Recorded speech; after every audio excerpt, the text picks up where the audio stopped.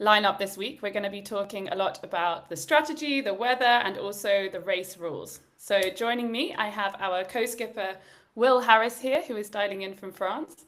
Will has some exciting news this week to deliver. Yeah, so this Thursday I was lucky enough to become a new father. We've got a new baby in the Yay!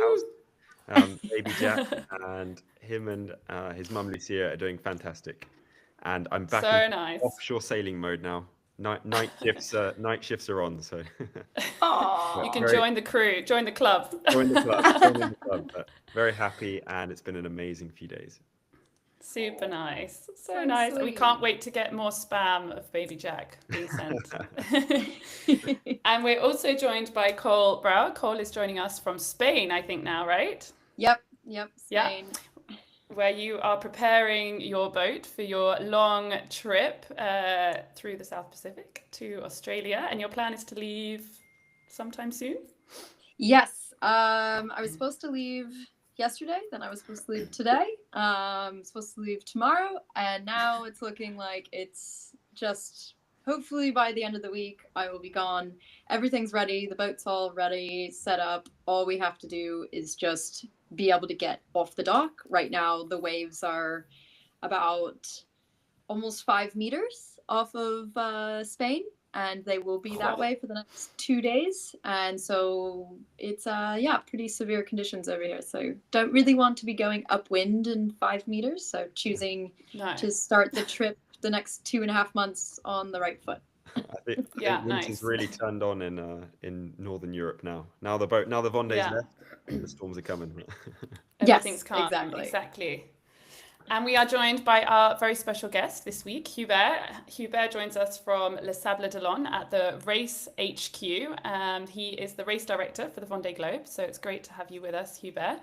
You Hello, come everyone. with many, many years of experience. So I think you've worked in almost all the sailing races. You've done America's Cup with Team China, the Ocean Race with Ericsson and Groupama, IMOCA class, and now Vendée Globe. So you've done the circuit, right? I don't know, I'm still learning, it's a lot of experience, but still full on and keen on learning everything. And now having the race director position for the Vendée Globe is, I'm really frothing. Nice. And maybe you can tell us a few words about your role. Like, how is the setup there? How does it all work for Yeah, the so listeners at it's home? first time ever we have 40 entries in the race, so we had to go from 4 race officers to 5, which is new. So far we were 4, and 5 people for 40 boats is it's really needed. It's a lot of work, I can tell you. So we're based in France, in Sable d'Olonne, for the monitoring and the surveillance of the boats, and we're doing shift, so doing watch system like on a boat. We do every 6 hours. We change position with the guys on the team. So in the team we have Jack Carres, the former race director, who said, "Not anymore. I'm done with this," and he's addicted. So he came back, and very lucky he's back in the race because he has a strong experience too. So it's the same team as 2020. So Jack Carres, Claire Renaud, and Pierre S. And we added another value, which is a class 40 boat skipper called Fabien Delahaye, very talented sailor, and is bringing a lot of input for the performance and the data for us at the race direction here in Sable d'Olonne, where we put the anchor until the last boat to come in Sable d'Olonne. So we're going to be watching 24/7 all boats with a 30 minutes positioning that comes to us every day, and of course we follow the safety. We make sure that the heading and the speeds are correct depending on the weather situation, and we Yeah. also are like the heart of the race. So we make the whole race alive. We make sure that all the technology that allow the crowd, the audience to follow the race is working properly, coming from the boat, coming to the race organization here in Sable d'Olonne. Super nice. A big job. So yeah, thank you for that because you keep the race going. So it's awesome. We are going to kick off with our tradition. How is everyone feeling from 1 to 10? I think, Will, you have to go first because you had the most exciting week, probably, I Yeah, guess, out of all of us. I, for sure, mine has to be a 10 out of 10, 11 out of 10 for sure. Like, yeah, what an amazing few days it's been. Like, you never really know when the baby's going to arrive, and then suddenly, like, wow, okay, it's here. And yeah, we've just had an amazing few Oh, days meeting him and hanging out, and of course, still following Boris, but showing him Boris in the South Atlantic now, and the race. But yeah, really cool few days, and no, I'm over the moon. Super oh. nice. And Cole, what are you on? I think I'm probably like an 8.5.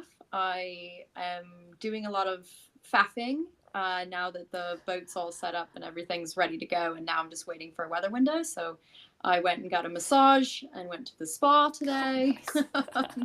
So I am doing really well. I'm just a little antsy to just kind of get this Go. long journey on the road, and I'm really happy for you, Will. Yeah, It's super nice. such a sailor feeling you're describing there, Cole. When you got to wait for the weather window and you're stuck on land, it's like, oh, you just wanna get out there for sure. Just go. Yes. Yeah. And Yeah. Hubert. See your pants. Oh, sorry. Well, of course, I'm 10 because I'm very happy for Will. I Yeah, know he's used to look at the ETA of a boat, so estimated time of arrival of a skipper crossing the Atlantic or doing the round the world race, but we never know when it comes to shore.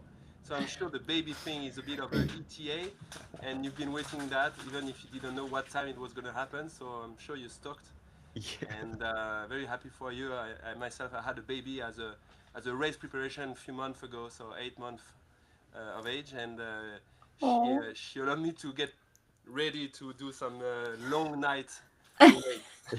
Yeah. So it's I perfect. feel you. I can ask you for information about the race, Uber, and also for information about how to be a good dada. Yeah, no worry. It's a shared thing. Yeah, for sure. And no, I'm 10 as well because I'm very happy with the race so far. We've been lucky. We had some good conditions. The boat has been totally amazing on the water. Skippers doing amazing job.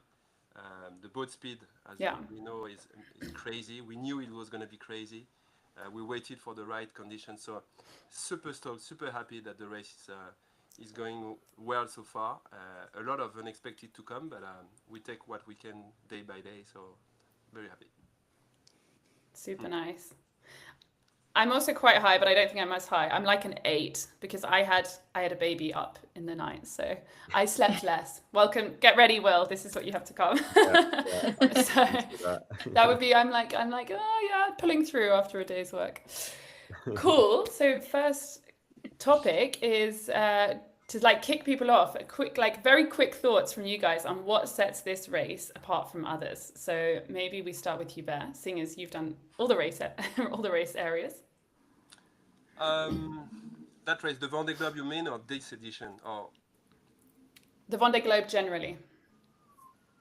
Vendée Globe is one of a kind for sure because it's such a long preparation to be ready on the starting line here. Just one guy, one person, one lady, or one man, being able to build a project big as that one. It's so much commitment in terms of finding the funds and stakeholders and the sponsors and finding the right boats and getting ready and sailing and being physically trained and blah blah blah. So having worked with the 40 skippers here for the last 3 years, I know I have a pretty clear picture of how they ended up being here, and all this makes the event itself is already huge, but all this makes the event even bigger. Just come and see the start of the race, the crowd, and the 450,000 of public that came down here just to follow the boats motoring in the channel. Just show you how this is like not an extraordinary race and not something normal, which is why we're here. Definitely agree. It's an extraordinary event, huh? And Will, how about you? Yeah, I mean, I think for me, the biggest thing about this race, that or the kind of the thing that sets it apart the most is how strong a mindset you have to actually win it, or to be in a chance to win it. Right now they're sort of they're only in the first 20% of the race, and it feels like so much has happened already. But there's so much more still to come. And I was following Boris in the last Vendée Globe as well. I did the same role, and being able to follow the race so closely, it was just unbelievable what they had to go through as skippers. To be sometimes more than 1,000 miles behind, and then ending up being able to come back. You have to really be mentally strong to kind of keep believing right till the last moment that you can still overtake. And it's the same for other races. It's never over until you've crossed the finish line. But in this case, we're talking around 80 days. That's a long time to be positive when there's so much. You're in the Southern Ocean, you're alone, things are breaking on the boat, and to keep a positive spirit for that length of time, I think, is the biggest challenge of the race. Definitely. And I think, Cole, you can be a good testament to that, because you did 130 days. And to be honest, from what I saw, stayed very positive for a lot of that. But so maybe for you, not much is different about the Vendée Globe. I don't know. But is there something that sets it apart for you? I think because I had so much more time versus a lot of the other skippers, like in the Vendée, everything is so compressed. And, yes, I had the same track as them, and I started around the same time. But they're last year, of course. But what makes it a little bit more different is, one, I'm not foiling. So everything is a lot slower and a lot more controlled. Foiling, at least from the small experience that I have, is you accelerate, you take off, and there's crashing. And then accelerate, crashing. And it's finding out where you can balance the boat so that there's less crashes. And when you're not foiling, you don't really think about that much. Like, your biggest concern is when you get to the Southern Ocean. Now the waves are bigger than the boat, and you have to kind of control that. But the half of the race is on pretty decently flat water, or at least that it was 2 months, in the North and South Atlantic, and then 2 months in the Southern Ocean. And if you can balance that, like what Will said about the mindset, I think that's super important. When you get into the Vendée, you have so many more variables, and just being on Boris's boat and playing with the autopilot and all the different levels and additions that you can add on and overlays to the autopilot system. It's just, the boat is so much more technologically advanced, and so you have to be thinking of not just how to survive for yourself, but how are you going to make the boat go fast and be fast all the time. So yes, I enjoyed myself and every second of the day, but I had a lot of time to really plan and organize and route myself, so that time just becomes so much smaller. Definitely. Super nice. And Hubert, we get asked a lot of questions online about what is no outside assistance, because that is something that is quite particular to some races, including the Vendée Globe. There is no outside assistance. And a lot of our viewers ask us, like, what does it mean, like, when it comes down to it? So maybe you can enlighten us to some extent on this very complicated topic. Yeah, as you said, Holly, it's complicated because this has been from the very beginning the DNA of the race, which was no assistance in the race. But it has always been accepted that you could have some technical advice from your team to fix any problems in order to finish the race. So if you have a technical problem, you are allowed to ask assistance from your shore crew to help to fix the problem. And the words we are using in all this are very important, because it's not just a monitoring or just a help in case something happens. It's something had happened, any problem occurred, and you need to fix it. And that was from the very beginning. So when we say assistance, it comes to a very simple point of view, which is, I would say, the performance. So it goes to performance. You can't assist the skipper in a way to bring any inputs, any assets that would help with the performance or the strategy of the boat. So you can have some medical advice, you can have some medical assistance. We have race doctors that can are allowed to help the skipper to fix a problem, a physical problem, and we're allowed to have the shore crew to help if something is broken on the boat.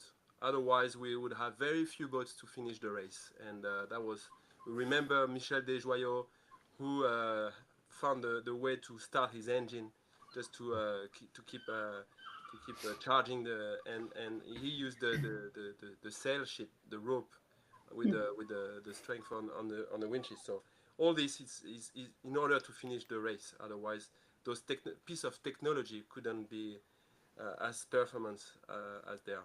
Yeah. Then on the second hand, you have to define where his assistance comes from.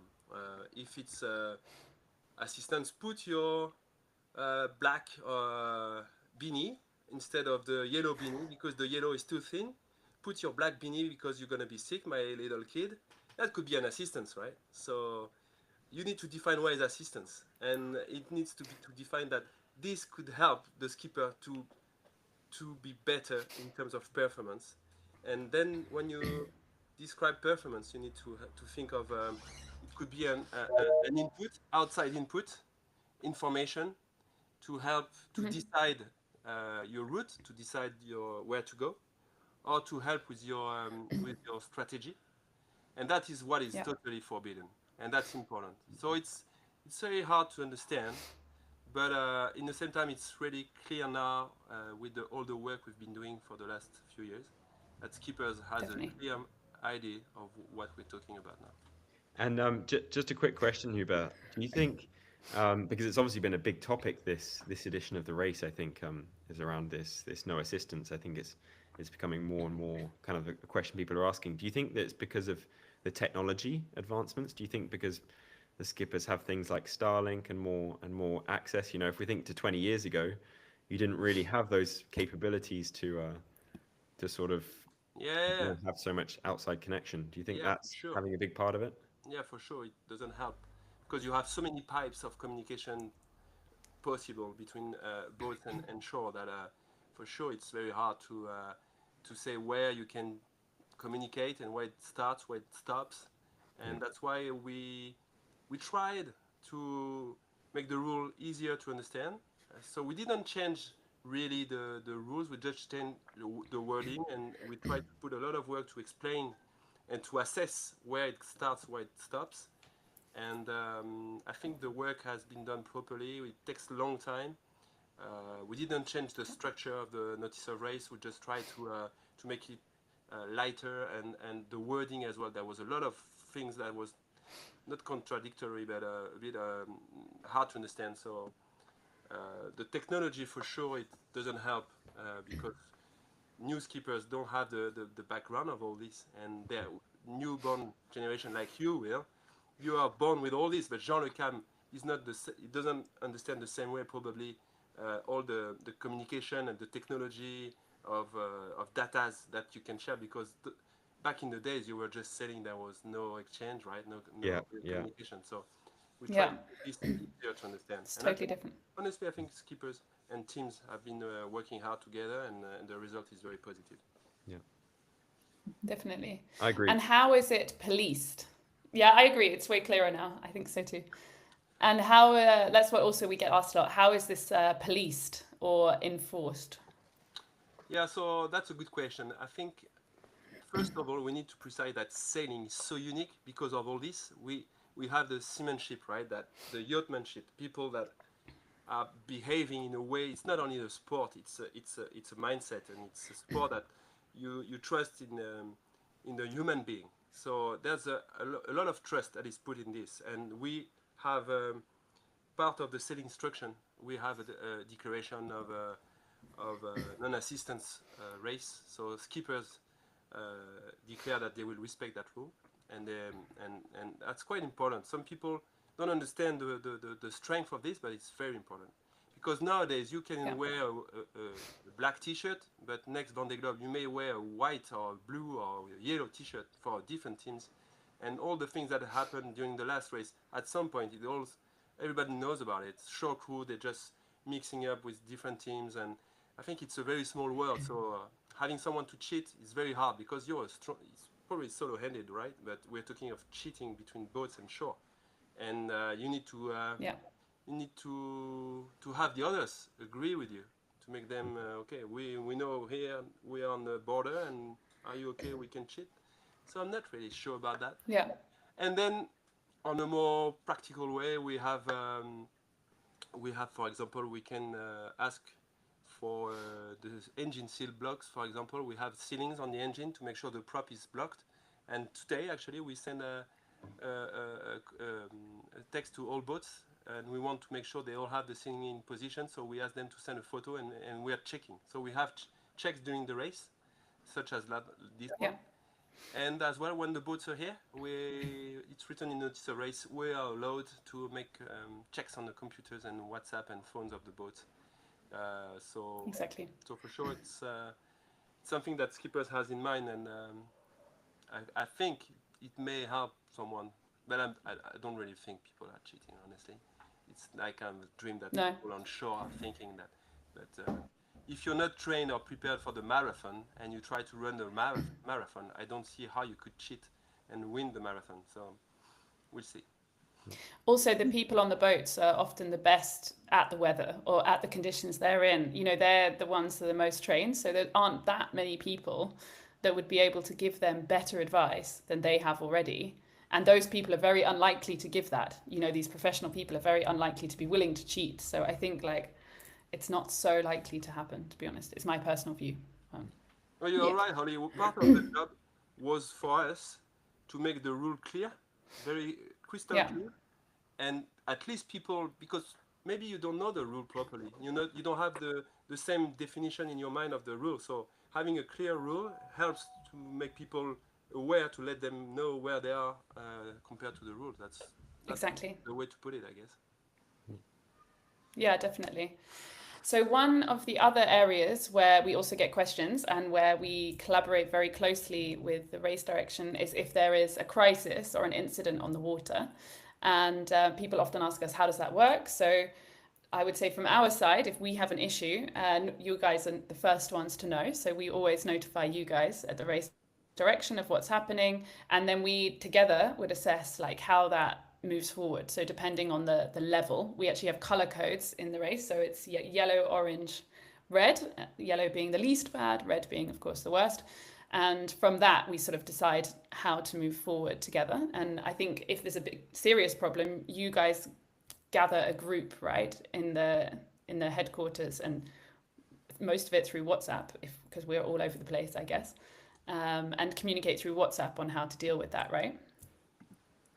Yeah. So part of the job is to assess, to try to understand the unexpected that can show up at some point. So we have we have 5 people plus a lot of experience on different sides. So we make sure that we try to have in mind all the different alerts we can receive at the race direction.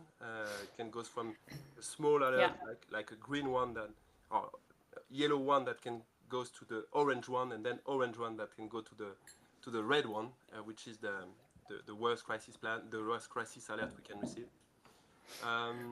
We have had during the last 15 years different kind of crises to manage, but in the end it always comes back to the same routine and the same patterns.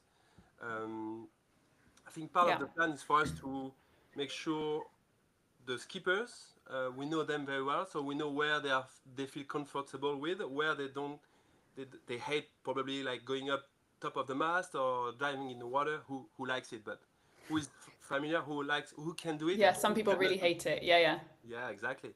So that's why it's important for us to understand everyone. So we've been working for a long time with skippers, and we did a safety training with the IMOCA class 2 times. It's mandatory for all skippers of the Vendée Globe. And I think as well from the co-skippers as well. I think Will, you did that. Yeah, we did the training as well.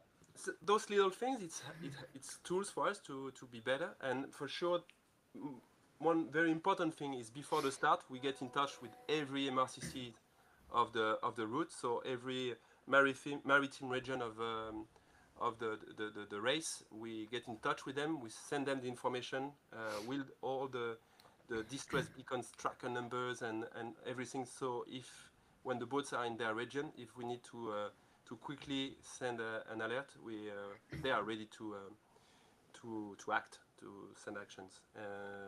Yeah. And we have key I contact. mean, I'm sorry. Yeah, go ahead. Yeah, so we have. No, I was contacts only going to in add that Cape normally Horn in a race. Cape Horn, Australia, we work with some guys that know exactly what we do, know the boat very well, and are helpful. And so if an alert starts in in the South Hemisphere, near Australia, for example, or Kerguelen, they can help with because of the time zone and because of the language barrier as well with the Australians. For us, the Frenchies. Yeah. So all this, for sure, it's a lot of. It's a road book. It's what we've been doing for years. As well, Yeah. we've been working hard with the medics, so the race doctors. We have kind of protocol for head injury and all the new injuries that showing up with the new boat and the slamming they have and the speed, as you said, Cole, with the foiling hitting the whale. So it's different from back in the days. All this to help, and of course a lot of work together. So because we know that in the South Hemisphere, the first boat to help is the competitor, is the other ones. So as we saw in 2020 with the sinking and safety of cabin. Yeah. Definitely, I think that's one of the key things in this race, isn't it? That people sometimes think there's a safety boat nearby, or it's easy to get there with a helicopter or a plane. And in actual fact, a lot of the race, that's not possible at all. You really need to rely on maybe a passing ship, less likely, or your competitor, basically. So it's quite unusual in that respect, these kind of races, I think. Yeah, That's so super nice. I stay here. We stay here for the whole race. We're not moving. We're not on a boat. Some races do. Unfortunately, we cannot catch up with those boats. They are way too fast. So we stay dry, but of course we work with all the search and rescue operation authorities in the world. Yeah. Perfect. And then another interesting topic. So we've given you all the topics today, Hubert, but could you explain to us the ice exclusion zone and how do you decide it? Because it's sent to us very early on. And how does it vary, like if from this year to last year? Yeah, so it's a work we start in July, just to understand the big picture, the big situation of the South Hemisphere. So in September, we work with CLS. It's a French company that provides satellite images. So we work together to have a version 0, we would call it, in September, and we share it to the team so they have the big picture, the skippers, know roughly where the exclusion zone would be. Then we confirm with analysis in between September and the start. So on November 4th, we have the start version of the exclusion zone. Exclusion zone is made of 72 points every 5 points of longitude. So it's 72 points that are linked together, that are like an ice wall that you have to leave on your right side and you have to respect, because behind this probably some ice. That's a concept we started in 2012. Before it was ice gates, so segments, and you could touch or cross one segment and goes to the next one, but in between the two you could do what you want. So it was very different. It was a bit higher. You could dive in between the two segments. Now the exclusion zone is a bit more south, but it's a linked linked line. It's a line. So that we have a rule that we keep on doing some images as long as the boat going down south, and 30 degrees of longitude before the first points that would need to be moved, we can move. We have to inform the boats, and that's what exactly happened today. So today, as they were going fast, we needed to have some, because we broke the 24-hour record yesterday. So we had to hurry up and make sure that before 30 degrees of longitude, the first boat, we needed or didn't need to move the point, and we had to move the point. But good news is we moved it more south. So boats are happy because we move few points more south, which makes the route shorter. Because circumnavigation is, as we all know, is going around the the South Pole, right? The Antarctic. So Exactly. so it's a good. Yeah, and that. So it shows that we are keen on putting more safety, so putting the zone north, but we also happy and able to make it more south if there is no detections, and that's the case. So Yeah. it's a good one. Yeah, and there's been interesting conversations, I think, in the past about the zone moving relative to climate change, right? Whether the ice is melting earlier and therefore drifting quicker upwards, making the race therefore longer technically. I know that's been questions before. Do you guys have any more info on that, or are you seeing that? Don't really. I will just compare the past editions exclusion zone, and honestly, it's been more south and more north. There is no direct link for us. We just received the images of icebergs and growlers, that small pieces that are broken, and depending on the drifting patterns and the drift and the sea temperature, we can follow them.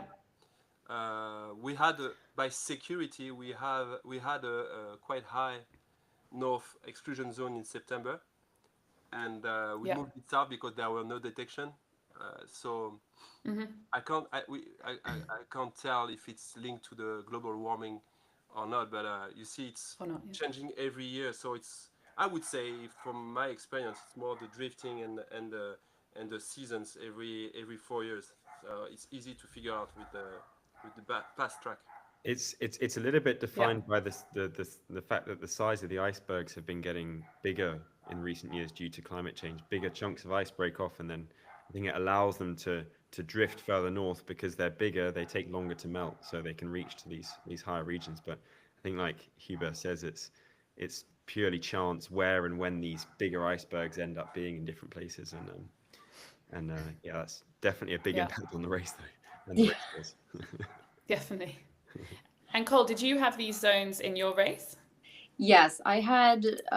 So we had the regular like ice line, and then we actually had like a preliminary that you could enter for a maximum of 3 days without penalty, but then you had to leave this specific area, and it was just a way that you could dip down far enough to actually like avoid storms, like if you needed to do repairs and things like that, or if you just wanted to be tactical and go further south.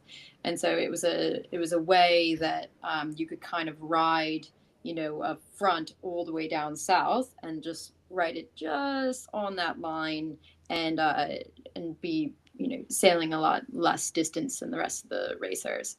But you could only do it. You had to kind of really strictly plan it. So it was just another way to add a tactical advantage to specific sailors. I liked it, to be honest. You never find it confusing, like, are you allowed to go this way? I just made sure that I got in and out when I needed to, and that I didn't get lost. There was only a couple skippers that actually ended up having to take a penalty because they couldn't get out of it. Wind died, whatever it was. But I just made sure I stayed in the train. Nice. And how do you guys think that this Vendée Globe has compared to the past editions, like in terms of speed and also damage? Maybe Hubert, you want to answer that one first? Well, I think we have been very lucky so far with the weather conditions. Starting here in the race village, the race start, and the first 15 days. So it's clearly showed few things already. The new generation of foiler boats are very fast. We knew it, but now they're showing it during the Vendée Globe, which was not the case last edition. The weather condition didn't allow the boats to go too fast in the South Atlantic. So I can't wait to see what's going to happen in the Indian Ocean, because last time they couldn't really use the foil. It was way too messy, and the condition didn't really allow it. Now, if we have good conditions, and go very fast, and we already can see the difference, and we knew it, but it's clearly showed now on the tracker that the boats have different speeds, and it's crazy. In 15 days, we already have a lot of miles between each other. The good thing is that the first 15 boats have different generation of foiling boats, but they are all quite packed, and it shows that they are not off the pace. The older foilers, from 2016, they're still here, and it's very positive, I think, for the race. Then we had, of course, when you're slow, when you're slower boats, you suffer. You don't really choose. You just how to say. Uh, you wait for the systems to come to you, and you don't have a lot of choice to escape or to catch the next one. So it's clearly shown that now we have different fleets right now. Hopefully this is going to be less. Hopefully Zabi can catch up as well. So many things. The first 2 days we had some strong wind. We really loved it. We enjoyed it, and I think it's just the start. So it's just the beginning. There's a lot more to go. Huh? Yeah. Yeah, super nice. And it's nice to see not too much damage to the fleet, which is great. Like still most of the boats in the race, which is really nice to see as well. Yeah, and the speed record, I think, got broken at 3 a.m. last night by Jon Richon. Yeah, Johan Richon. Exciting to see. Crazy. How you can live on the boat with such a boat speed. Because being crewed, you know that during the ocean race, you are the fastest. Even if you had it's not comfy. And it's a long and then time. 24 hours. 24 hours takes a long time to go through it at 26, 27 knots, probably doing 34, 35 knots a lot of the time as well. It's top speed would be how much you reckon top speed? Or I'm sure they're doing 37, 38 knots sometimes, but amazingly impressive to see them, doing such high numbers and such high speeds when they're totally alone on the boat. Yeah. They're sleeping while they're doing this. Sometimes it's it's unbelievable to think.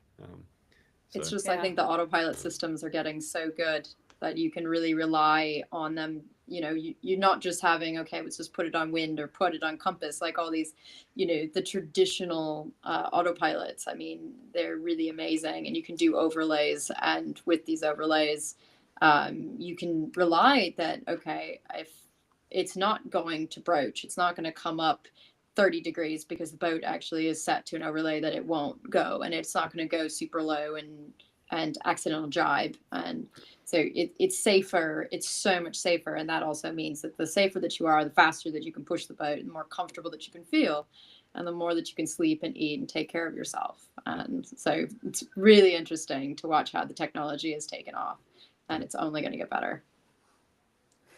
What do we think for how long's the race going to take? Have you got an estimation, Hubert? I think they can sub 70. I think definitely be behind less than 70 days, maybe. Wow. Oh. I think we should do a bet. I guess the 20th of January. Yeah, true. January. 74 days is the record, so okay. Beatable. Yeah. It's going to be quick. Yeah. Okay. After this call, Hubert, we expect a secret answer from you, and we won't tell you. Okay? So now we have lots of people's favorite part of the show. It's Weather with Will. Extra pressure because Hubert is here, of course. Yeah, exactly.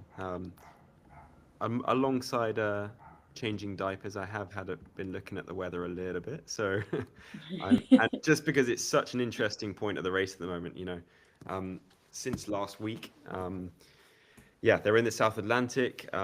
They've reached their first low pressure, and it's really, quite an important moment in the race. I'm going to try and explain everything that's going on. So this is the weather right now, and basically to explain the general situation, they're sailing towards Cape Town over in the east, and basically what you're trying to do in the South Atlantic is to try and hook into one of these low pressures.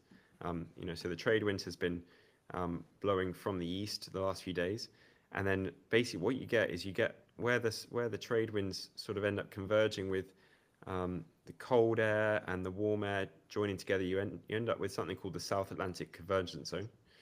It's basically a semi-permanent front where it's the ideal situation for weather systems to develop. With the Coriolis effect, they'll end up spinning, and the hot and cold air sort of circle around together, and you end up with this low pressures, which are basically running down like this towards Cape Town and generally a little bit further south. And that gives the boats this really nice sort of north, generally a little bit northwesterly wind, which they can basically take a sleigh ride or a train ride all the way down towards Cape Town. And I've kind of split up the front runners into 3 different groups. The non-foilers up over here, they're too far behind the front, but basically what's been sort of only less than 100 miles, I would guess, separating these first 15 boats, it's now opened up to about 500 miles, and that's because of the positions of their positions on the front, and we're going to kind of see how that develops over the next few days. So firstly, just to show the South Atlantic convergence zone, it's really easy if you ever wanted to look on windy or something to see this this cloud convergence line. It comes all the way from the Amazon. It's around the height of where Rio de Janeiro is, and that's really marking this cold air and the hot air all coming together, and that's what's creating all this energy to create these storms. So if we look in 24 hours, we can see how that low pressure's moved down along the front, and basically these circles is indicating where these boats are going to be. So those front runners like Charlie and Thomas and Johan, they're going to be in this really nice strong wind, with a really nice northerly angle, so they can be going really fast still, sort of record-breaking speeds is what we've seen. Whereas the second and third group back here, you've got sort of Damien and Pip Hare up back here, and then Boris and Benjamin Dutroux there. They're going to be a lot more with less wind and not able to push the boats as fast. So generally they're going to be slowly losing a few miles, but still in the weather system, so it's still looking pretty good. And basically, just to kind of show you what's happening, is the 2 high pressures, which is driving the South Atlantic trade winds. This South Atlantic convergence zone is basically splitting that, and it's allowing the high pressure to reform over here in the west. And if we go forward another, so now this is 4 days time, you can see how that low pressure has gone all the way down here. It's kind of disappeared, and Charlie and the top runners will kind of manage to hang on to it and keep pushing fast, whereas the other boats, they'll probably end up losing a little bit of miles to these front runners.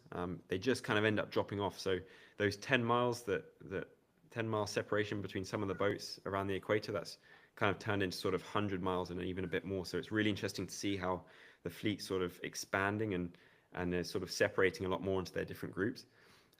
But if we do look further forward, it's not all bad things for the boats that are further behind. I think there's a new system coming in from behind. So in 5 or 6 days from now, the boats, the group slightly further behind, once they're around Cape Town, they're going to be picking up the new system, or the other side of the high pressure. There's the high pressure over here, and they're going to start having nicer wind than the front boat. So, it's quite a key moment in the race, but it's definitely not something that's going to define the entire race, I think. So we're going to have to just keep some close eyes on the next few days and see how it goes, but expect to kind of see big mile differences in the track over the next couple of days, and fingers crossed that things are going well for our favorite skipper, of course. And words of encouragement are allowed. So people at home, please send your words of encouragement. Boris does get sent a lot of those. Lots of the good messages go to him. So the best messages go to him, actually. So that's a challenge for everyone at home to write the best message on the YouTube. So we're nearly at the end, guys. We have a short promo section. So guys, you have to be quick on this. What is your favorite sailing clothing item? You can name a brand as well. Cole, you want to go first? Yeah. I love I have my Mustang Survival dry suit. It's pink, and they actually just discontinued the pink color, so it's even more of my favorite thing. And they've actually threatened to give me the roll of fabric so I can make a dress out of it. So that'd be yes, cool. they're very good to me. Mustang Nice. Survival's been amazing. So that is definitely my favorite offshore kit. Nice. And Will, I like it. Yeah. Is it pink as well, Will, or not? Yeah. Is it pink? I kind of want one of these pink dresses, Colin. Yeah, I think for me it has to be I love the Musto mid layers. They're like these trousers, it's a bit like wearing a sleeping bag. You kind of get some comfort things at home. Like but babies wear them. yeah, exactly. Like exactly what my Yes. son wears now. Just a little bit bigger, and basically I lived in these when I was in the Southern Ocean. Obviously it's not for the tropics and stuff like this, but for sleeping in and for just generally feeling comfortable, especially on these IMOCAs where you don't need the full super thickness Gore-Tex now and super thick like dry stuff. This allows you to sort of breathe a bit and stay really warm, and you just feel generally really comfortable in them. So yeah, sleeping bag sailing for me. Nice. And Hubert, do you have a favorite sailing item? Well, I have almost the same as Will, but I have to change now. So Yeah. I would say the It's okay. We can say both. the dry socks. You know, the dry socks from Musto, they're very good as well. I hate to have the wet fit, and I think this works very Nice. well. And I encourage everyone to try this offshore or onshore. They're very nice. I think both Very of you, nice. I think both of you need to do a bit more IMOCA sailing with the new boats. You stay dry the whole time now. Yeah. You don't need to be waterproof anymore. See, well, my Love husband- it. Yeah, Uggs is the next thing. Yeah. Yeah, your Uggs, yeah, which Boris now has, I think, on board. That's Yeah. Really? Yeah. Cole convinced him. Yeah, It's he has worth it. Uggs. He has Uggs on board. And especially Great, I guys, can't so we wait have the to see, prize. His Christmas jumper, the sweater. Yeah. I Yeah. hope he has some. Oh, he has it, don't worry. His devolved jumper, they're amazing. He looks like Christmas himself, huh? So guys, it is almost the end. We have the prize section. The winner of last week's prize was Sam Katz, so well done. And this week, all the terms and conditions, as always, are in the description at the bottom, guys. First person to put their answer in the live chat, the correct answer, wins. What is the name of Boris's dog? Put it in the chat. First person wins, guys. So thank you all for joining us. Very good question, huh? You guys aren't allowed to say. Thank you all so much for joining us. We are here every week, and we are here on 6 p.m. on Mondays CET, so please join us next week. Thanks so much, guys. Thanks, Hubert. Cheers.